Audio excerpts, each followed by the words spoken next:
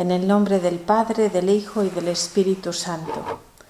Oh corazón de amor, en ti pongo toda mi confianza, pues todo lo temo de mi fragilidad y todo lo espero de tu bondad.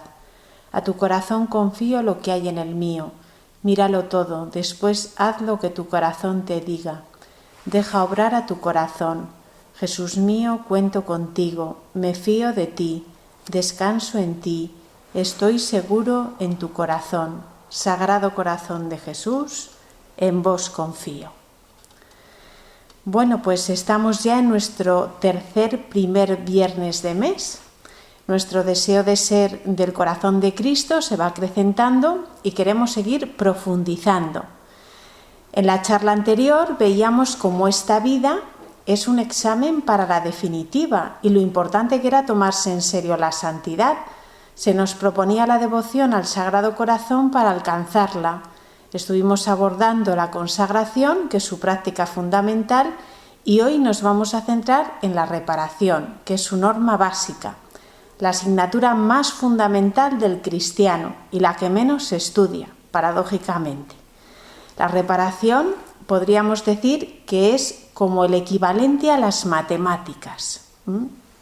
En mi época, recuerdo que suspendiendo la educación física o la plástica te pasaban de curso, pero no era así con las matemáticas. ¿Por qué eran tan importantes las matemáticas? Si luego pues no teníamos la necesidad en la vida de hacer una raíz cuadrada o una derivada.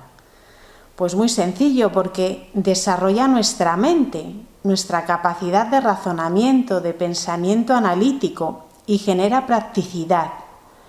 Se nota cuando tratamos con personas que no han estudiado apenas, porque vemos que sus razonamientos son muy simples, no saben analizar las cosas, no tienen esa capacidad crítica, son más manipulables. Lo que vamos a estudiar hoy son las matemáticas para la vida espiritual, es decir, sin aprobar esta no se pasa al cielo. No se pasa de curso en el sentido de que tampoco avanzamos en la vida espiritual. Y para aprenderla bien hay que practicarla mucho. Hay que hacer muchos ejercicios de matemáticas. Creo que esto se entiende fenomenal. Vamos a explicar la reparación de Cristo primeramente. Que esto es muy importante también comprenderlo. Partir de Cristo. Tras el pecado original había un abismo entre los hombres y Dios que no éramos capaces de franquear con nuestras solas fuerzas. Fijaos que todos los esfuerzos de todos los hombres juntos no bastarían para reparar ni un solo pecado venial, porque la ofensa es infinita, puesto que es hecha contra el infinito, que es Dios. Entonces la solución estaba fuera de nuestro alcance. Solo podía hacerlo Dios, con su omnipotencia, justicia, sabiduría y amor infinitos. Será solo Jesús quien quite el pecado. ¿Por qué?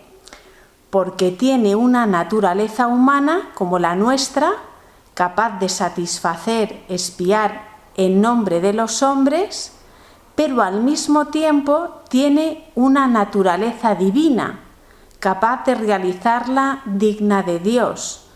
A nosotros se nos pide cooperar en esta reparación asociados a su sacrificio. Así es como colaboramos en su obra salvadora. Recordamos la invitación de la Virgen a los pastorcitos de Fátima, tan luminosa a esa colaboración. ¿Queréis ofreceros a Dios para soportar todos los sufrimientos que Él quisiera enviaros como reparación de los pecados con que Él es ofendido y de súplica por la conversión de los pecadores? Tendréis que sufrir mucho, pero la gracia de Dios os fortalecerá. Bueno, pues vemos también que San Pablo nos exhorta a ofrecernos como hostias vivas, agradables a Dios, Romanos 12. Se trata de tomar el oficio de Jesús de sacerdote y víctima. El apóstol nos recuerda que sin cruz no hay gloria, son las caras de una misma moneda. Y un cristiano no es enemigo de la cruz, sino que toma parte en los trabajos de Cristo, que dice San Pablo, colabora a la redención, vive reconciliado con la cruz. Pero atención, porque antes de que los niños de Fátima pudieran dar su sí a la Virgen para ofrecerse como víctimas y colaborar a la redención, han tenido un aprendizaje larguísimo, porque durante un año entero estuvieron adentrándose en este espíritu reparador. Aprendieron a rezar bien, no de carrerilla, como lo venían haciendo. Aprendieron a sacrificarse, a buscar sacrificios. Aprendieron la adoración eucarística reparadora y la comunión reparadora. Tomad el cuerpo y la sangre de Jesucristo horriblemente ultrajado por los hombres ingratos. Reparad sus crímenes y consolad a vuestro Dios. Estas son palabras del ángel. Una comunión bien vivida, dice el padre Mendizábal, que es lo más reparador que hay. Comulgar bien y con limpieza de alma. Toda esta reparación es un aprendizaje y además muy importante, porque a los pastorcitos no se lo enseña un catequista, ni siquiera un sacerdote, se lo enseña nada menos que un ángel. Esto es algo que enseña Dios mismo. Tenemos que pedir esta gracia.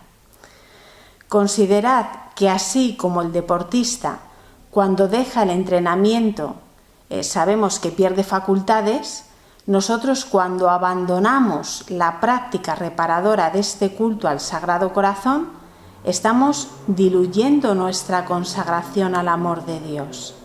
Se debilita el espíritu que lo anima, pierde solidez. Dice Platón que el que aprende y no practica lo que sabe es como el que ara y no siembra.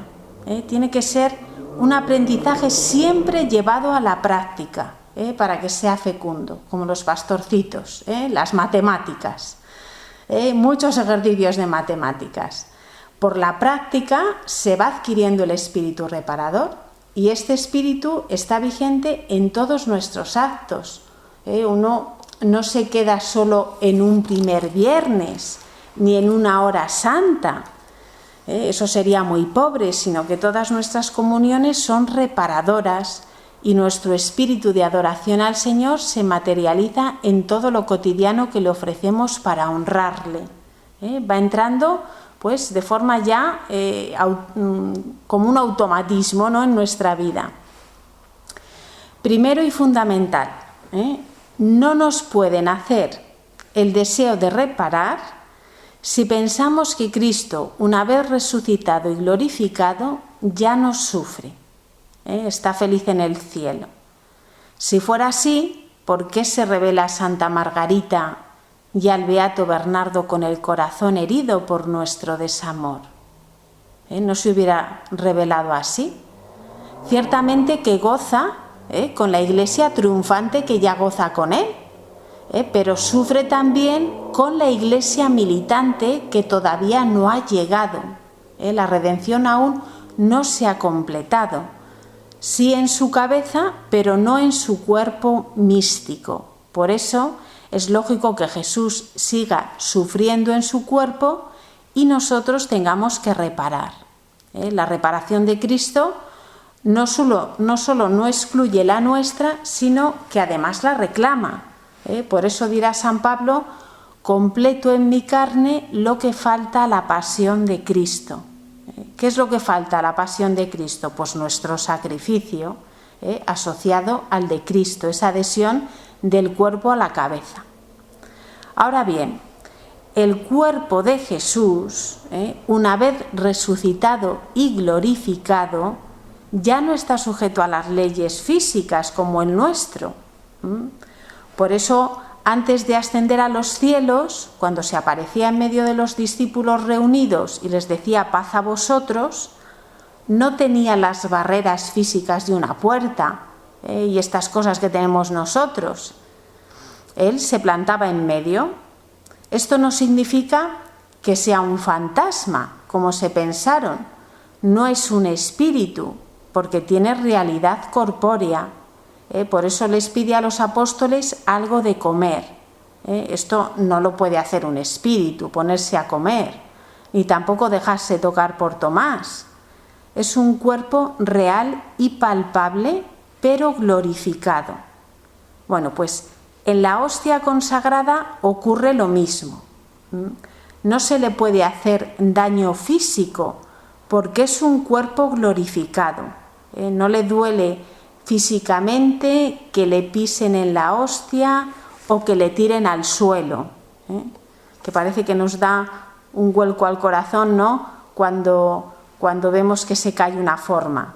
Bueno, pues eso no le duele. Lo que le duele en el alma al Señor es la intención del que ha querido hacerle daño. Es un sufrimiento moral. Su dolor es un dolor de corazón. Es el rechazo y desprecio hacia su persona. Como nos duele a nosotros los desprecios que nos hacen sin que nos toquen un pelo. Porque vaya, si nos duelen. Por eso desagraviamos las profanaciones y sacrilegios que se hacen a la Eucaristía, porque sabemos que el Señor las sufre. Esto es una realidad. Vamos a comenzar situando la reparación en la situación actual, luego explicaremos lo que es y terminaremos abordando los tipos de reparación que tenemos que vivir, que tenemos que saber. Para situar la reparación, pues me he servido de la Biblia del Corazón de Jesús, de Edward Lotin, no sé si la conocéis, es un tocho un poco gordo, naranja, tiene unas portadas naranjas. Nos hace un recorrido muy esclarecedor a través de las 3 fiestas litúrgicas que ha pedido nuestro Señor por medio de 3 mujeres, a las que se ha revelado, qué afortunadas son las mujeres. Pues mucho. En el siglo XII, la petición de la fiesta del cuerpo de Cristo a través de Santa Juliana, lo que conocemos por la fiesta del Corpus. Nos dice que por aquel entonces la práctica dominical es elevada, pero se ha caído en un ritualismo, en la que los clérigos, los sacerdotes, dudan de su presencia real. Entonces esta fiesta es declaración de fe en la presencia de Cristo. Y se va a fomentar la exposición eucarística en todas las iglesias y capillas. Luego viene en el siglo XVII la petición de la fiesta del Corazón de Jesús, como ya sabemos, a través de Santa Margarita María de Alacoque. Este siglo marca la entrada de los tiempos modernos con el racionalismo y la Ilustración, como explicamos en la primera charla. La apostasía llega primero a las élites y luego a las multitudes. Por eso Jesús se muestra con el corazón herido de amor por este abandono, para que el mundo enfriado en el amor se caldease de nuevo. Y con la fiesta vienen las iniciativas reparadoras. La fiesta se pone el viernes siguiente al Corpus, intención de Jesús, para que volvamos a colocarnos alrededor de su corazón vivo que late en la hostia. Ahí es donde está su corazón palpitante. En el siglo XX viene la petición de una nueva fiesta litúrgica, también como ya sabéis, a través de Santa Faustina Kowalska, la de la Divina Misericordia. Y aquí es donde quiero sobre todo aterrizar, porque es muy importante. Dice así la Biblia: hoy la apostasía se ha convertido en masiva y la necesidad de reparación se ha hecho por tanto más urgente que nunca. Pero fijaos lo que dice después: pero contaminado el pueblo cristiano también por la sed moderna de gozar, ya no tiene salud espiritual para asumir sus exigencias. Es decir, nosotros ahora hemos anulado el sacrificio en la vida cristiana. No tenemos esta salud espiritual. El valor redentor del sufrimiento transfigurado por amor se ha convertido en algo ininteligible. Ahora mismo, pues los católicos no lo comprenden, no comprenden el valor del sufrimiento y del sacrificio. El mensaje de Santa Faustina marca, por tanto, el principio de una gigantesca operación divina de curación de los corazones, que recuerda que el Dios amor que se reveló a Margarita y Bernardo es ante todo gratuidad del perdón hacia un mundo rebelde a la ley divina. Volver a anunciar a todos, creyentes e incrédulos, esta noticia es la prioridad pastoral de la nueva evangelización, fijaos, de los pueblos descristianizados, de nuestra España. Predicar la confianza en su misericordia para que vuelvan a Dios y a los sacramentos. La finalidad de la Divina Misericordia, de esta fiesta y de esta devoción, es la vuelta del Hijo pródigo, que vuelvan a acercarse a Dios y a los sacramentos. Esta, como ya sabéis, ha sido la constante y es la constante preocupación del Papa Francisco. Por eso puso esas jornadas estupendas de 24 horas de adoración y confesión y declaró el año de la misericordia, que ha dado pues bastante pena, ¿no? Ver que no se ha sacado el fruto deseado, que ha pasado un poco sin pena ni gloria. Esta fiesta de la Divina Misericordia quiso el Señor fuera seguida de la resurrección. ¿Por qué? Porque es el fruto alcanzado por Cristo con su muerte y resurrección. Por eso dice que lo que el pecador debe saber primero y ante todo es que el corazón de Jesús está abierto y dispuesto a acogerle, pero habiendo retornado a su Padre del cielo, tendrá que saber cuánto le ha costado esto al corazón de su Hijo. Y este es el salto que hay que dar después hacia la reparación, a vivir la reparación. Al Hijo pródigo, el Padre no le muestra de entrada lo que le ha hecho sufrir, porque busca ante todo la reconciliación, no espantarle. Por eso le oculta las heridas de su corazón y le evita el reproche. Esto se ve en la revelación a Santa Faustina, donde Jesús no se muestra con el corazón llagado y coronado de espinas, sino que esto queda escondido dentro de su pecho. Solo muestra los rayos de luz que emanan de esa fuente interior, que es su gracia y misericordia, para atraerle. Y afirma después, la devoción al corazón de Jesús es despertar en el corazón del cristiano que vuelve a ser ferviente, que vuelve también a acercarse ya a la Iglesia, a los sacramentos, una respuesta de entrega total a Dios, que es propiamente la consagración y que es reparadora. Tristemente, la mayoría de los católicos pues viven ponderando la misericordia de Dios, pero sin colaborar con ella.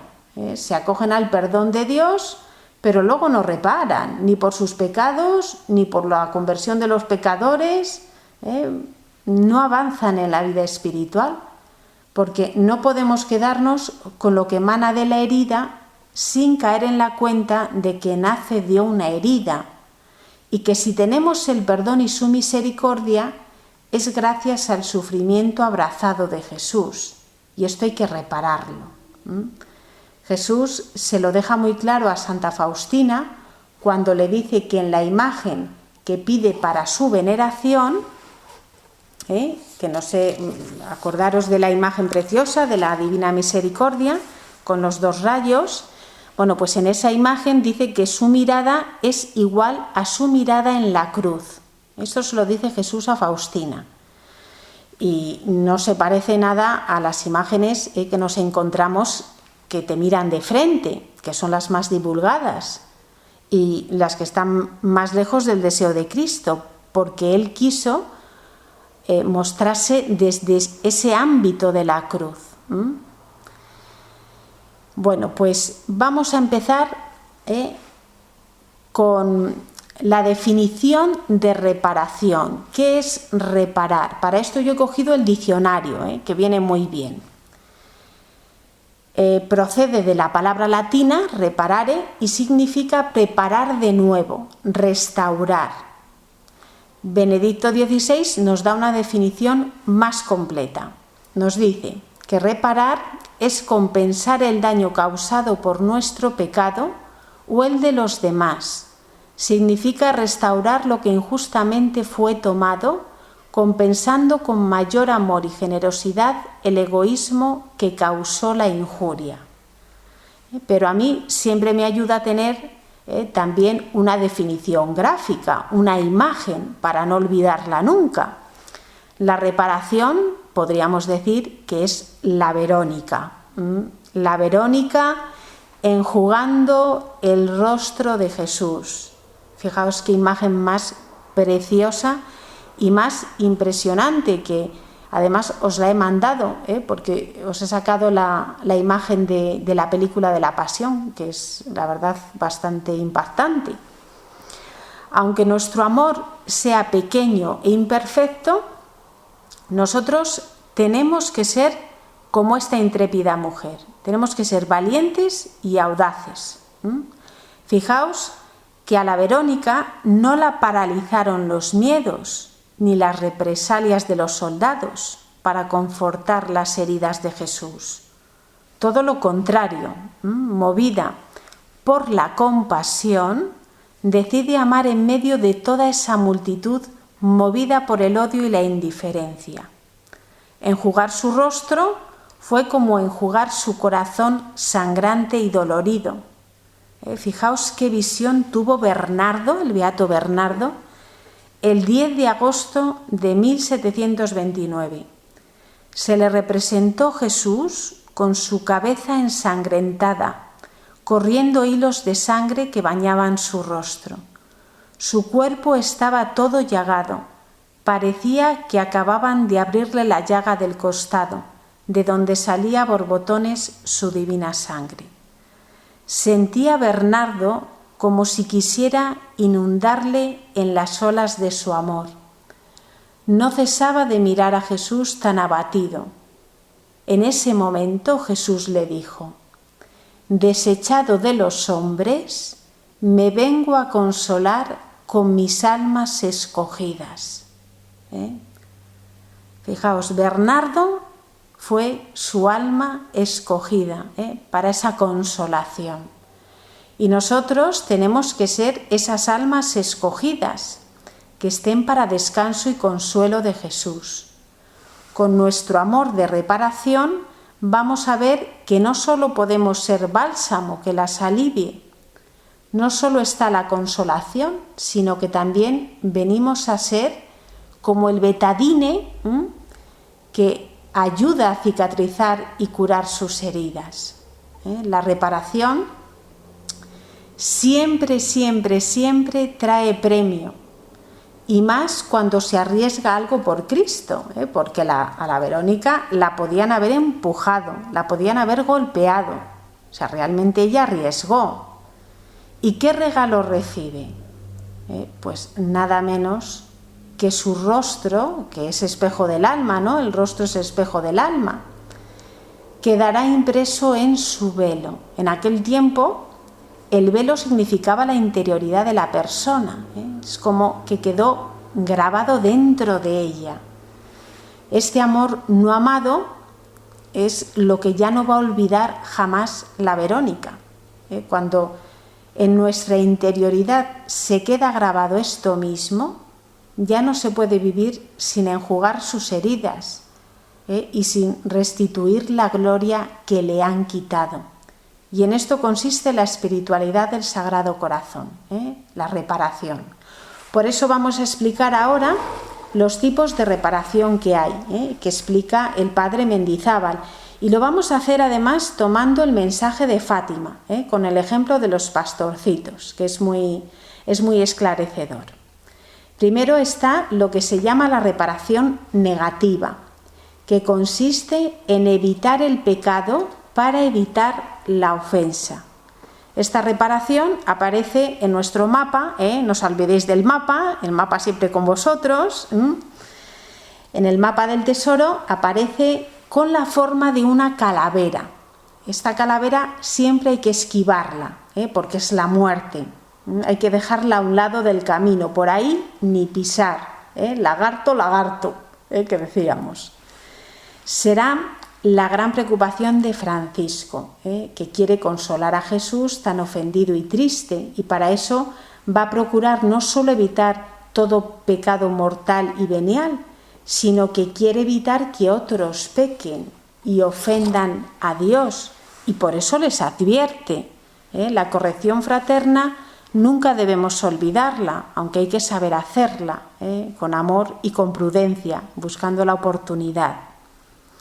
Lucía nos advierte que muchos juzgan el sentido de la palabra penitencia por grandes austeridades y no sintiendo fuerzas ni generosidad para ello, se desaniman y se rinden a una vida de tibieza y de pecado, y que lo que nuestro Señor quiere es el sacrificio que de cada uno se exige el cumplimiento del propio deber en la observancia de la ley, y que esa es la penitencia que ahora pide y exige.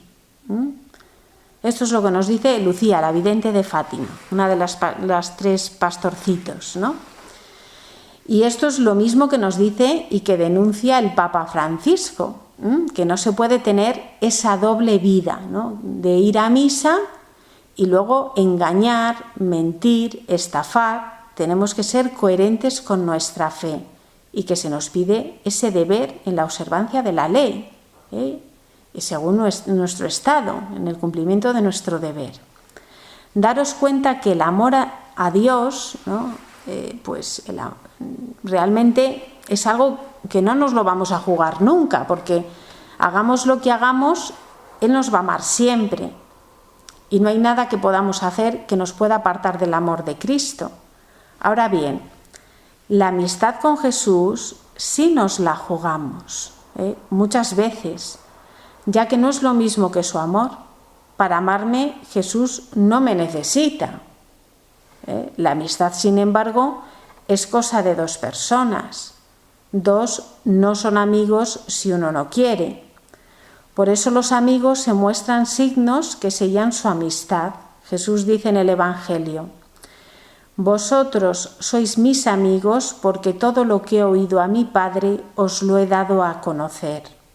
Bueno, pues no se refiere a las palabras durante su vida pública, en ellas no nos dio a conocer todo, se refiere a la cruz, donde mostró todo el amor con que el Padre nos ama. Ella es el signo de su amistad conmigo. ¿Qué signo le tengo que mostrar yo de mi amistad? Pues lo tenemos en Juan 15:14. Vosotros sois mis amigos si hacéis lo que yo os mando. Este es el signo que espera de mí. Una vida vivida en obediencia, pero por su amor, no por lo que pueda recibir. Esto sería una amistad interesada, de estas ahí a patadas, ¿no? Cuando Santa Margarita habla de los perfectos amigos que se pretende formar el corazón de Jesús, se refiere a los que se mueven por el amor, no por la paga del cielo. Ya sabéis que existen 3 grados en el amor, los que corresponden movidos por el temor al infierno, los que lo hacen movidos por los beneficios y los que lo hacen por verdadero amor. Cuando no existe el 3er grado, pues bien está movernos por el primero o por el 2º grado, pero no es lo perfecto, no es un amor perfecto. Vamos ahora con el segundo tipo de reparación, que es la reparación afectiva, que consiste en consolar. Consolad a vuestro Dios. Son palabras del ángel que calaron vivamente en Francisco y orientaron toda su vida y que deben orientar la nuestra. En el Salmo 68:21 tenemos el reclamo del mismo Dios. Fijaos lo que dice: la afrenta me destroza el corazón y desfallezco. Busco compasión y no la hallo, consoladores y no los encuentro. Jesús Se queja Santa Margarita de las ingratitudes, irreverencias, sacrilegios, frialdades y menosprecios que recibe, y en especial en el sacramento del amor, que es la Eucaristía. Y dice que lo que más le hiere es que sean corazones que le están consagrados los que le tratan así. Se refiere a religiosos, religiosas, sacerdotes. ¿Qué nos pide el corazón de Jesús? Lo que pidió a Santa Margarita. Al menos tú ámame. Al menos tú ámame. ¿En qué consiste la consolación al corazón de Cristo? Queremos amarle, queremos responder como Santa Margarita. Bueno, pues consiste en investir o impregnar de amor todo lo que hagamos, de modo que Jesús desvíe la mirada de nuestras faltas y las de los demás para que mire solamente nuestro amor y nuestras buenas acciones. En el mapa está representada esta reparación con un emoticono que sonríe, porque ese es el objetivo, arrancar una sonrisa a Dios cuando es herido. Esto es algo que nos nace hacer con los amigos. Es muy habitual cuando alguien a quien quieres te viene con un disgusto de algo que le han hecho y le ha herido. ¿Nosotros qué hacemos normalmente? Pues le damos un achuchón, le decimos que le queremos y nos le llevamos a tomar una cerveza. Lo de la cerveza, oye, es infalible, porque esta persona ya se ve arropada con tu cariño, con el tiempo que le dedicas, con la cerveza que le encanta, y además, como tú le estás distrayendo con otras conversaciones, casi sin darse cuenta, ha dejado de pensar en sus heridas. Bueno, pues con Jesús es lo mismo, porque su corazón es un corazón sensible como el nuestro. También necesita de la consolación y también necesita de nuestro cariño. No le vamos a invitar a una cerveza, pero podemos hacer 1000 cosas para contentarle. En esta reparación entramos en un grado mayor. La reparación negativa era una voluntad de precepto. Aquí entramos en una voluntad de beneplácito, donde nuestro deseo es agradar a Jesús en lo que hacemos. Os pondré un ejemplo muy sencillo. Yo sé que a mi marido le gusta mucho la ensaladilla rusa. Bueno, es que le encanta. Bueno, pues si quiero agradarle, no me limitaré a hacerle la comida, sino que querré prepararle muchas ensaladillas rusas, porque sé que se pone muy contento. Para agradar a Dios tenemos que hacer lo mismo. Tenemos que conocer sus gustos e inclinaciones y darle contento en eso que sabemos que le gusta. Nuestro deseo no ha de estar solamente en cumplir con un deber, que es la voluntad de precepto, sino en agradarle, que es la voluntad de beneplácito. Dios nos dice en las Escrituras que tiene sus delicias en estar con los hijos de los hombres. Su delicia no es la ensaladilla rusa, es otra cosa muy distinta. Si yo sé que tiene su delicia en estar conmigo, pues yo haré por estar con él. Tendré que cuidar mis visitas al Santísimo Sacramento, como hacía Francisco, buscar ratos de adoración eucarística y la frecuencia de la comunión sacramental. Y por supuesto procuraré vivir en su presencia, bajo la gran luz de su rostro, en diálogo íntimo con él y procurando santificarme en todo lo que pueda para llevarle muchas almas con las que pueda tener sus delicias. Todas estas cosas las tenemos que cuidar. Ya pasamos a la tercera reparación, tipo de reparación, que es la aflictiva y que es espiar. Esto de espiar nos cuesta más entenderlo. La tenemos representada en el mapa con una cruz, pero de esta cruz emana una luz intensa, ¿no? Yo os lo voy a explicar con un ejemplo que tomé ya hace tiempo y que a mí me ayudó mucho. Bueno, pues este ejemplo es para que os imaginéis que cuando clavamos un clavo en una madera y quitamos el clavo de la madera, todos vemos que queda una marca, queda un desperfecto. Bueno, pues esto mismo es trasladable a lo que sucede en el corazón de Jesús cuando pecamos. Queda la herida. Es verdad que con la confesión quitamos el clavo que le martiriza y esto es un alivio inmenso, pero queda el desperfecto ahí, la herida que has hecho. Y esa herida solo se quita ofreciendo una satisfacción que lo expía, que lo restaure. Es decir, un sacrificio. Ese sacrificio o bien es el sufrimiento que nos viene en la vida o la penitencia que hagamos nosotros. Por eso el sacerdote nos pone una penitencia cuando nos confesamos. Todo esto lo tenéis en el Catecismo de la Iglesia Católica. Os he apuntado los números por si lo queréis leer. 1459 y 1460. Podemos querer no solo expiar por nuestros pecados, que sería la satisfacción personal, sino también por los pecados de los demás, que es lo que llamamos la satisfacción vicaria. San Francisco Javier, en una de esas embarcaciones largas que vivió, conoció a un vividor de los que en la travesía se jugaba todo en apuestas. Era un hombre vividor de estos un poco tremendos, ¿no?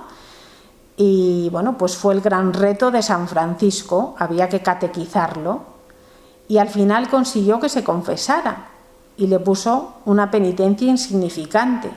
Este hombre, pues la verdad, se quedó perplejo con la simpleza de la penitencia porque sabía que no era precisamente bueno. Pero es que San Francisco Javier, como todavía le veía tan débil en la fe, tan frágil, prefirió cargar él mismo imponiéndose unas buenas penitencias que ponérselas a su penitente. Bueno, pues esta satisfacción vicaria, ya se nos podía pegar un poquito este espíritu de San Francisco, estas delicadezas que tienen los santos. Dios nos habla también del pecado, lo hace en Éxodo 34:6. Dice así: Dios compasivo y misericordioso, lento a la cólera, rico en piedad y lealtad, que perdona la culpa, el delito y el pecado, pero no los deja impunes. No los deja impunes. Vemos que junto a la misericordia de Dios está la justicia. Son los dos grandes atributos de Dios.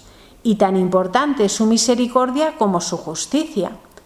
Cuando hay arrepentimiento sincero, dolor de nuestros pecados y propósito de enmienda, por su gran misericordia, se nos perdona la culpa, pero queda la pena, que exige una satisfacción para restituir el orden roto, la herida que hemos explicado.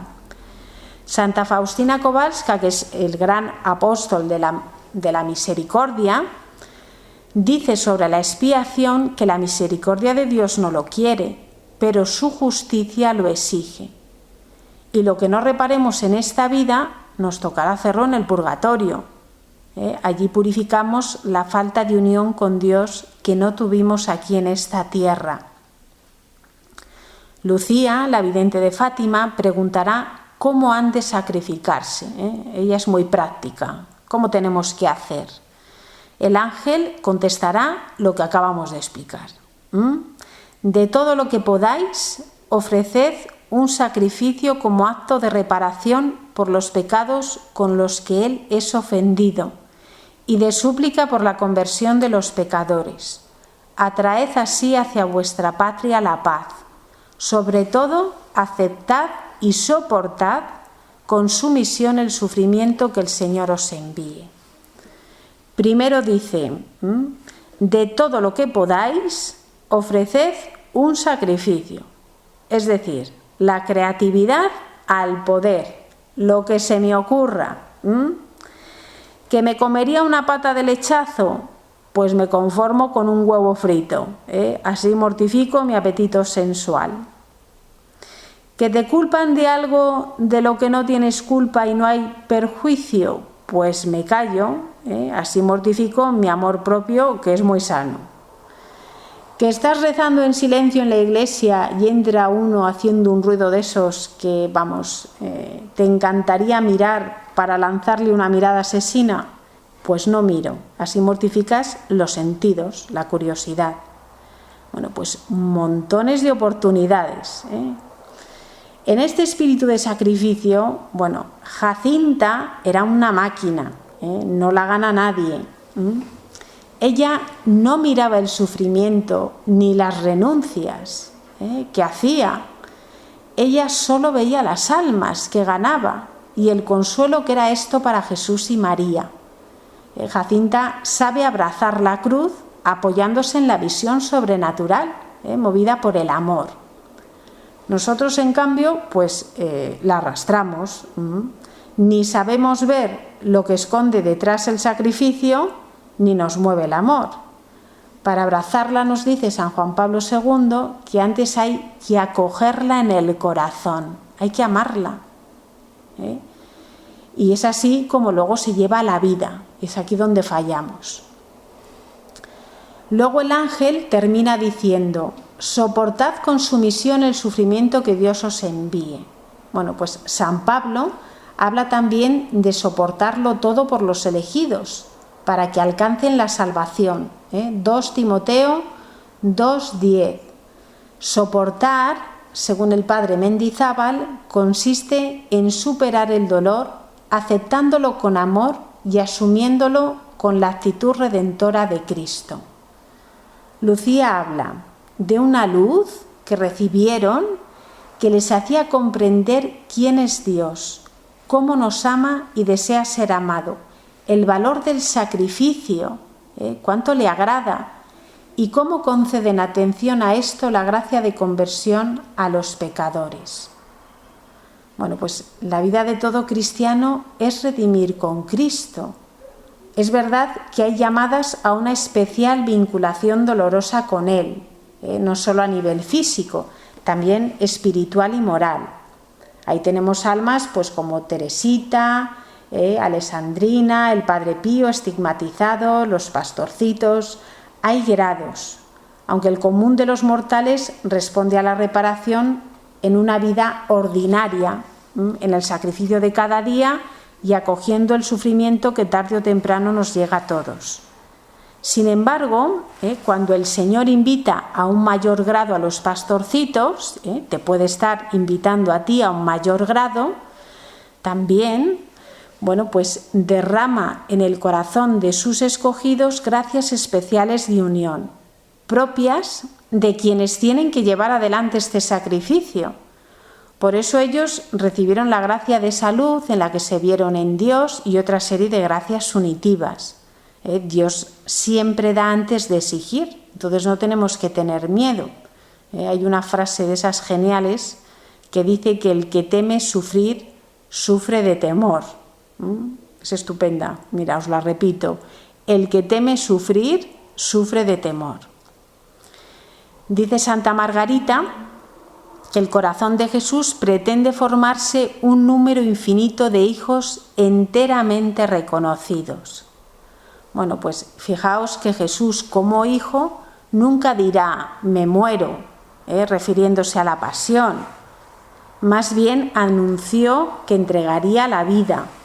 Juan 10:17. Yo entrego mi vida, nadie me la quita, sino que la entrego libremente. Este es el ejemplo que nos da Jesús. Un hijo de Dios no muere, entrega su vida, no huye de lo que le hace sufrir, ni se defiende de lo que le quita la vida. Estos son los hijos enteramente reconocidos, que pretende formarse el corazón de Jesús. Y aquí tenemos que estar nosotros. Por eso la razón de las penitencias voluntarias que escogían los pastorcitos no eran un capricho humano. Si se ponían la soga o regalaban su almuerzo a otros niños o aguantaban la sed sin querer beber en pleno verano, que eso tenía que costar un montón. es porque han comprendido que la pasión de Cristo es un sacrificio voluntario. A Jesús nadie le quita la vida, Él la da. Por eso escogen el sufrimiento voluntario, porque quieren ofrecerse, como Jesús lo ha hecho. Pero hay un problema en nuestra reparación. Aquí tenemos también que abordar el problema. Afirma el padre Mendizábal que no es grata porque nuestro amor es frío y nuestra pureza está manchada.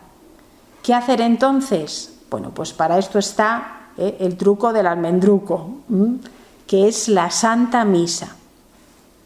Debemos poner la gotita mezclada en el vino, eso poquito que podemos ofrecer, lo que somos y tenemos, acciones del día, sacrificios, oraciones, para unirlo a la ofrenda de Cristo, que como ésta sí es grata, no está manchada, pues adquiere un valor infinito en favor de nuestros hermanos.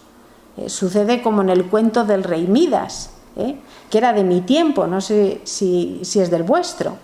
Bueno, pues se convertía en oro todo lo que tocaba. Este rey convertía en oro todo lo que tocaba. Pues en contacto con Cristo Rey, que es nuestro Rey, se transforma en oro mi insignificante ofrenda, en contacto con la ofrenda de Cristo. Termino con una consideración que siempre me llamó poderosamente la atención. Yo esta la tengo que decir, porque los pastorcitos de Fátima, por estar jugando y no entregarse como debían a la reparación, fueron reprendidos por un ángel que les dijo: ¿qué estáis haciendo? Rezad, rezad mucho. Los corazones de Jesús y María tienen sobre vosotros designios de misericordia. Ofreced constantemente oraciones y sacrificios al Altísimo. Bueno, pues aquí vemos cómo la reparación es colaboración a la misericordia de Dios. Lo normal en unos niños es que jueguen, pero ¿qué ocurre? Que esos niños fueron escogidos como propiciatorios. Fueron templos vivos, pero consagrados como templos expiatorios. Y no se podían entregar al juego cuando se trataba de impetrar la misericordia para tantas almas como se perdían. La Virgen les dijo que muchos se iban al infierno por no tener quien se sacrificara por ellos. Pues bien, con nosotros también Dios tiene designios de misericordia. Con la ofrenda de nuestras oraciones y sacrificios al Altísimo nos convertimos en una vía inyectada en vena para aquellos que han dejado enfermar su alma por el pecado. Servimos nada menos que de canal de la medicina, que siempre es la misericordia de Dios. Pero para esta importante misión de canalización existen dos condiciones que tenemos que cumplir importantísimas. La primera es que el tubo no esté obstruido, es decir, estar en estado de gracia santificante. De no ser así, pues no puede haber goteo. También es muy importante no dejar ensuciar la vía con pecados veniales y confesarse con frecuencia, porque si no, ese goteo de su misericordia que procuramos se ralentiza, se hace cada vez más lento, y en vez de ser cada 2 segundos, es cada 10 segundos, luego cada minuto, luego cada 10 minutos, y no estamos favoreciendo como conviene esa curación. Y también es muy importante que el tubito no esté doblado. De esta manera también se impide ese goteo. Aquel que vive replegado sobre sí mismo, en una tendencia narcisista, sin olvido de sí, no mira la necesidad de los demás para socorrerlas. La actitud que debemos adoptar es la de Jesús frente al siervo del sumo sacerdote, al que Pedro cortó la oreja. ¿Os acordáis de ese pasaje, verdad? Bueno, pues Jesús, en vez de estar pensando en sí mismo y en lo que se le venía encima, mira al otro como si fuera lo único importante en ese momento. Y así será como restablezca su oreja. En la estampa que os he enviado veréis lo enferma que está España. Es una estampa antigua pero preciosa. La Virgen aparece poniéndola a España paños húmedos para que baje su fiebre, su corazón aún late. Como a los pastorcitos, también a nosotros se nos pide atraer sobre nuestra patria la paz. Esta restauración tiene su principio no en la política como muchos se piensan, sino en que reconozcamos la culpa, pidamos perdón a Dios, reparemos el daño causado, nos entreguemos a la reparación e imploremos su gracia y misericordia. Este siempre es el principio de sanación. Si hubiera en España muchos pastorcitos ofreciéndose, no estaríamos agónicos. Pues sirvamos de vía, y pasará lo que dice Ezequiel 47. Penetrará su agua saneándolo todo y la vida prosperará a donde llega el torrente. ¿Y sabéis cómo nos llamarán? Nos lo dice Isaías 58. Nos llamarán reparadores de brechas. Reconstruiremos antiguas ruinas, cimientos ya olvidados. Bueno, pues no dejemos sola a María en estos cuidados maternos. Pidámosle que nos enseñe a ser almas reparadoras para consuelo de Jesús, siempre velando por el bien espiritual de las almas. A ella seguimos encomendándonos y le pedimos que nos enseñe las matemáticas. Bendita sea tu pureza y eternamente lo sea, pues todo un Dios se recrea en tan graciosa belleza. A ti, celestial princesa, Virgen Sagrada María, te ofrezco en este día alma, vida y corazón. Mírame con compasión, no me dejes, Madre mía, por tu pura concepción, ni de noche ni de día hasta morir en tu amor. Santísima Virgen María, Madre de Dios y Madre nuestra, pastoréame y encontraré la salvación. Quiero ser tu oveja, cúbreme con tu santo manto, protégeme y dame la gracia de no descarriarme. Amén.